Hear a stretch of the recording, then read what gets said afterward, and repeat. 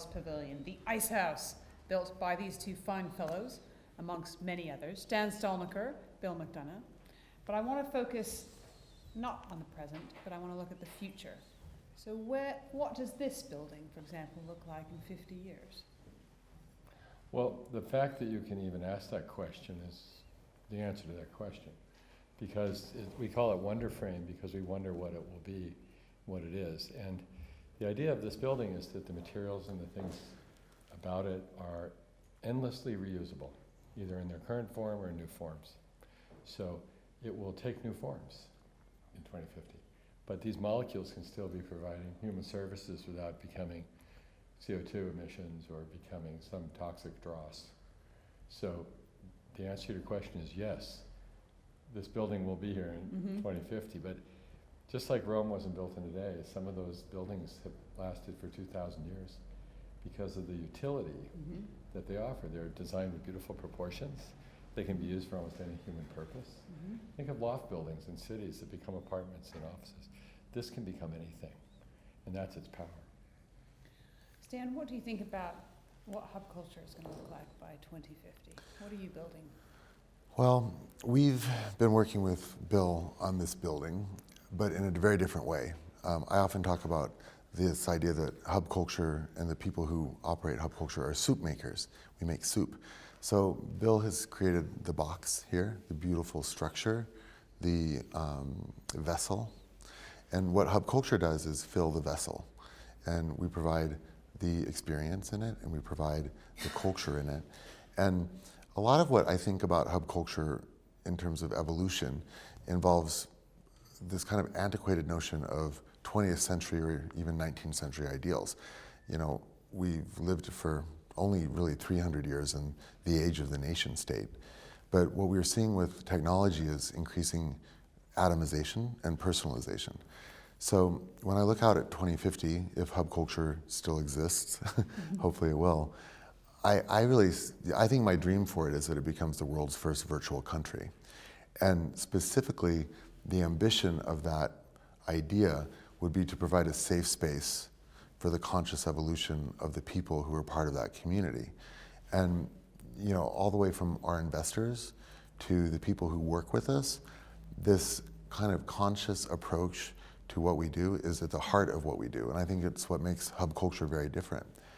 And I find that the more we focus on that, the more we draw that kind of energy to us. And I think, Bill, that's what's drawn us together.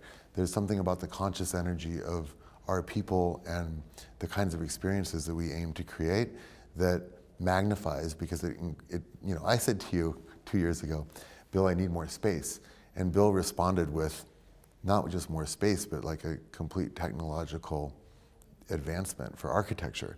I find that an amazing thing. And I hope that hub culture can evolve into that kind of a safe place for people.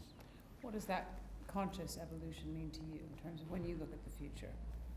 In terms of this, I think the idea that we're connected to things, even with our consciousness, there's a whole world of connectivity to good things, bad things, propitious things. And when you look at the history of the internet, it's quite amazing to see the first maps of the internet that were done at Carnegie Mellon, because they mapped who was talking to whom. And if you looked at the world, it looked like Seattle was the most powerful place in the world, because Amazon had started there, and there were more connections to Amazon to people than anywhere else in the world.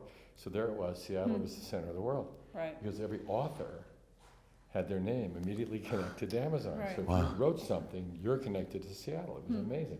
And then very slowly you saw the map shift down to Mountain View, and all of a sudden the hierarchical network focused on Mountain View. And I think what Stan's talking about with hub culture is this net of people of goodwill speaking to each other, who are working in a creative process that becomes this nation, I guess you're calling it, but it's this network of things that's all over, and people, it's really all over the planet, yet they're connected to each other through the hubs, which is this strange non-hierarchical network, allowing you to freely move to the places where you can celebrate your locality, which is also quite amazing.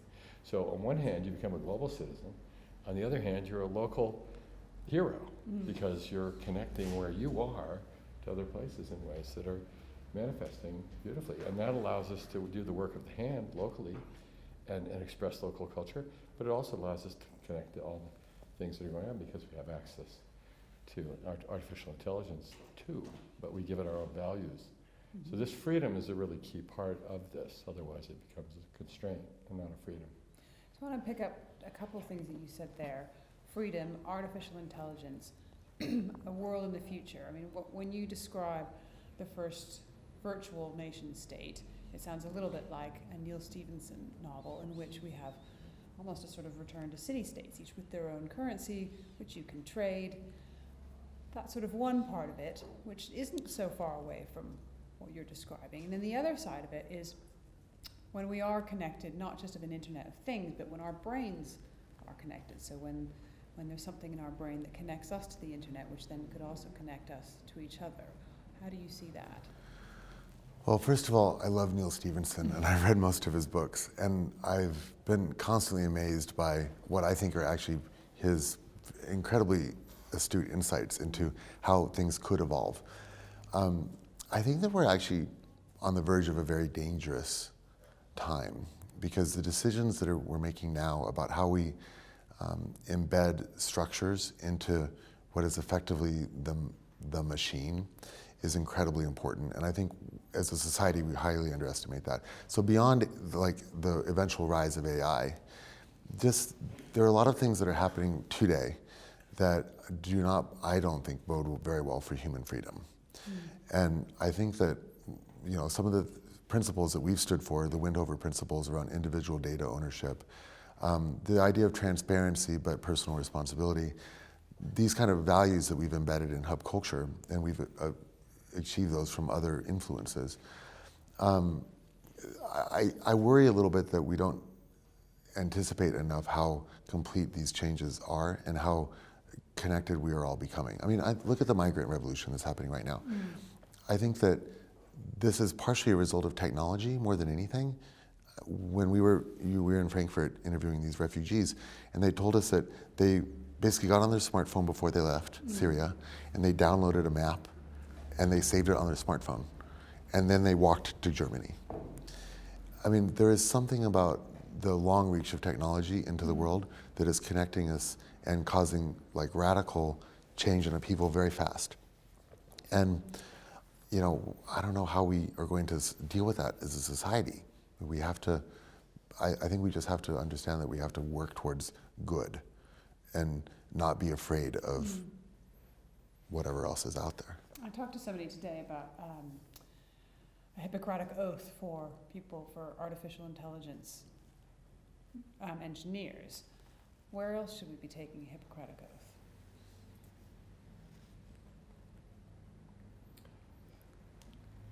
That's a really great question. The issue of the Hippocratic Oath would, for me, start with a question: do you begin with a double negative of do no harm, or do you begin with a positive statement of do more good? So that's really interesting. That's where I think it comes to design. So doing no harm means don't make things worse in a certain way. Whereas providing more good, I think, is a curious one at this point in history.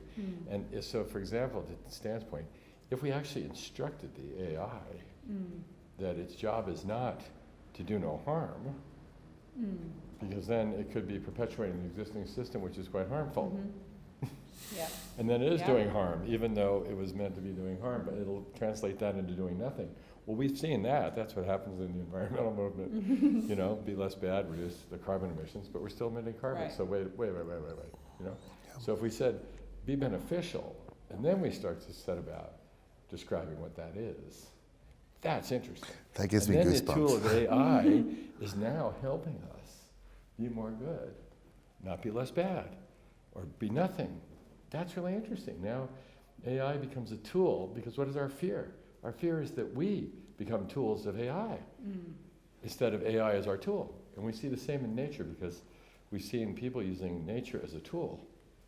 And that's interesting. And so when you see the machine in the garden, and we see, you know, in my world, Le Corbusier is saying, a house is a machine for living in. Mm-hmm.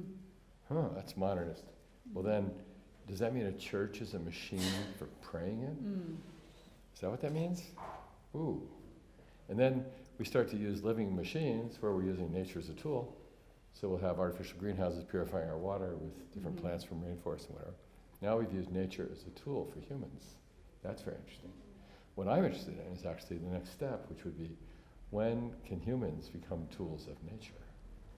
Because nature needs us now. And all the big ads by the big environmental groups all say, nature, we don't, you know, nature doesn't need us. Humans need nature.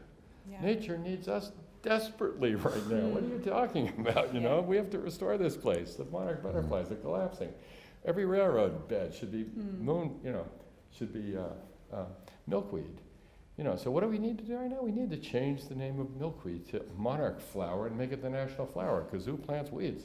You know, we need to change the words, you know, to indicate our intentions. You know, bring back the butterflies, you're going to say. So we need AI in service of butterfly restoration. Okay, so in 2050, we're going to have renamed More butterflies. milkweed monarch. Yeah, and we'll Okay. have wheels on our luggage. You know, Last word for you. What else are we going to have done by 2050? Well, I think the pace of change is absolutely accelerating. Everybody knows that. So we can't really predict exactly what will happen. I think the last thing I'd think about is that it seems like if you look through the 20th century, there have been massive technological innovations that have resulted in, quite frankly, cataclysmic conflict. And the first one was radio, and then you had World War I. And then you had television, and very shortly, World War II. With the internet, which is kind of the third big thing, and these things happen quite a bit of time after, almost like a generation after, long enough for it to be taken for granted. And we're at that point now with the internet. And so we've got two 20th century lessons, and I think it's really important that we think about how we maintain peace and prosperity for this third iteration and make sure that we don't have negative consequences.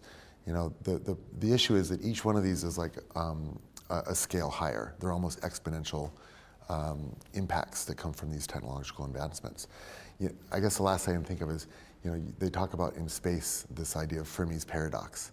And Fermi's paradox is this idea that if there are statistically 1 billion planets in the universe that are like Earth, why haven't we seen any evidence of human life? And one of the leading theories of that, or not even just human life, but any kind of life whatsoever, one of the leading kind of theories about that is that at some point the matrix of exponential impact by whatever life form is so great that they just extinguish themselves. So we should try not to be one of those. Okay, well, on that cheery note, we're going to draw it to a close.